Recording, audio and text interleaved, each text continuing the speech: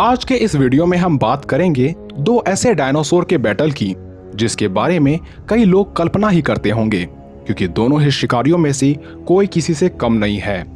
एक का रिश्ता सबसे बड़े आकार वाले कार्निवोरस डायनासोर से है, तो दूसरा सबसे शक्तिशाली बाइट फोर्स वाले डायनासोर का करीबी है।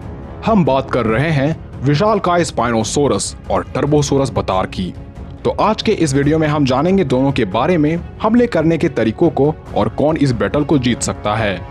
क्या इस बैटल के बाद स्पाइनोसोरस कल की सुबह देख पाता है या टर्बोसोरस अपना अस्तित्व नहीं बचा पाता है? तो वीडियो में बिल्कुल अंत तक बने रहें और अपनी ताकत को लाइक के बटन को क्लिक कर दिखाएं। अगर सबसे पहले बात करें स्पाइनोसोरस की, तो इसके नाम का मतलब होता है स्पाइन वाली छिपकली। वैसे इस डायनासोर के बारे में लगभग पूरी दुनिया जानती होगी, लेकिन फिर भी ये जान ले कि इस बाइपीडल शिकारी की उत्पत्ति आज के इजिप्ट में 90 मिलियन सालों पहले यानी क्रिटेशियस पीरियड में हुई थी। स्पाइनोसोरिड से अपना रिश्ता रखने वाले ये शिकारी अपने कई प्रकार के शारीरिक फीचर्स के लिए जाने जाते थे, जैसा कि अपने लंबे क्लॉज से किसी को भी ये चीर कर रख सकते थे। इसका भारी वजन और पिछले पैरों तले कईयों को तो ये चटनी बना सकते थे। स्पाइनोसोरस का सेल इसे थर्मल रेगुलेशन, वाटर में बोयंसी फोर्स को मेंटेन करने और फैट को जमा करने में काम करती थी। इसका सिलेंडर बॉडी इसे पानी में तैरने में भी काफी मदद करता था और इसके कॉनिकल दांत का जख्म बड़ा गहरा होता था।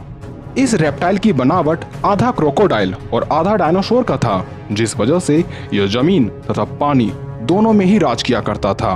वहीं बात करें टर्बोसोरस बतार की, तो इसके नाम का मतलब होता है अलार्मिंग लिजर्ड यानी खतरे की घंटी वाली छिपकली।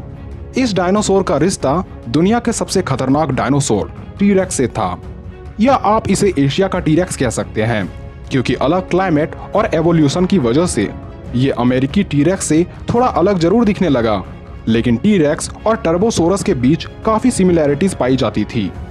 वैसे एक रिसर्च के मुताबिक टर्बोसोरस की उत्पत्ति टीरेक्स से भी पहले हो चुकी थी और इसने स्पाइनोसोरस तथा टीरेक्स से भी ज्यादा समय तक धरती पर राज किया।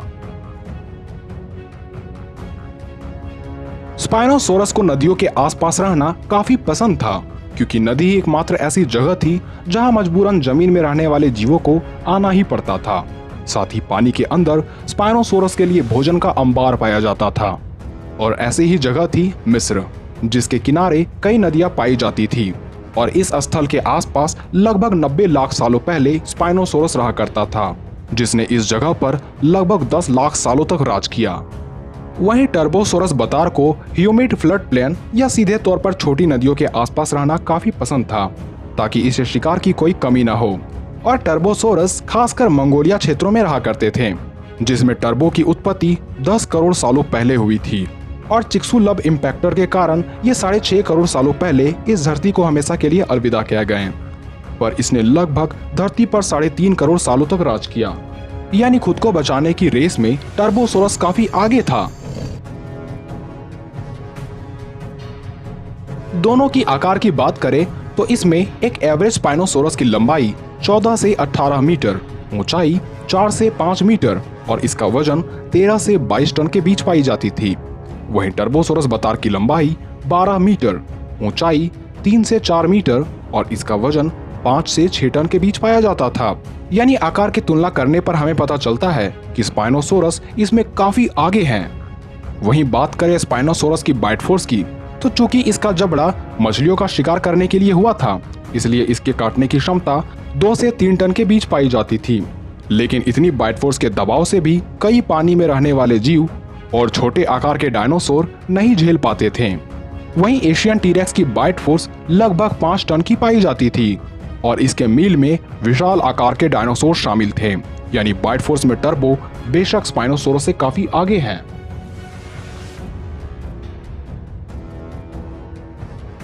स्पीड एंड एजिलिटी की बात करें तो जमीन में टर्बो की रफ्तार और फुर्ती स्पाइनो को काफी पीछे छोड़ देगी, क्योंकि जमीन में टर्बोसोरस 40 से 60 किलोमीटर प्रति घंटे की रफ्तार से भाग सकते थे। वहीं स्पाइनोसोरस की रफ्तार जमीन में भले ही 25 से 30 किलोमीटर प्रति घंटे की थी, लेकिन नदियों में जब इसका सरप्राइज अटैक होता था, उसकी फुर्ती के आगे भयंकर से भयंकर जीव भी नतमस्तक हो जाते थे। दोनों शिकारियों की वेपन्स और हमले करने के तरीकों को देखें तो स्पाइनोसोरस का विशाल स्विमर बॉडी, 3 टन की बाइट फोर्स और फंक्शनल आर्म्स इसके लिए किसी हथियार के समान था। वहीं टर्बोसोरस की मस्कुलर बॉडी, 60 की संख्या में नुकीले दांत और यूनिक जॉ लॉकिंग मैकेनिज्म इसके लिए खतरनाक हथियार था। यानी वेपन्स में कोई किसी से कम नहीं था। और हमले करने के तरीकों को देखें तो स्पाइनोसोरस अपने फंक्शनल आर्म्स और अपने कॉनिकल दांत की मदद से शिकार को मौत के घाट उतार दिया करते थे। वहीं छोटे हाथों वाला टर्बोसोरस अपने जबड़ों के दम पर शिकार के टुकड़े कर दिया करते थे। तो जब कभी दोनों डायनासोर आमने सामने आएंगे तो दोनों एक दूसरे से लड़ना प्रेफर नहीं करेंगे, लेकिन शिकार की छीना झपटी में दोनों के बीच मुकाबला होता है तो जमीन में टर्बोसोरस के जीतने के काफी हद तक चांसेस है, क्योंकि इसका पूरा जीवन जमीन पर ही गुजरता है।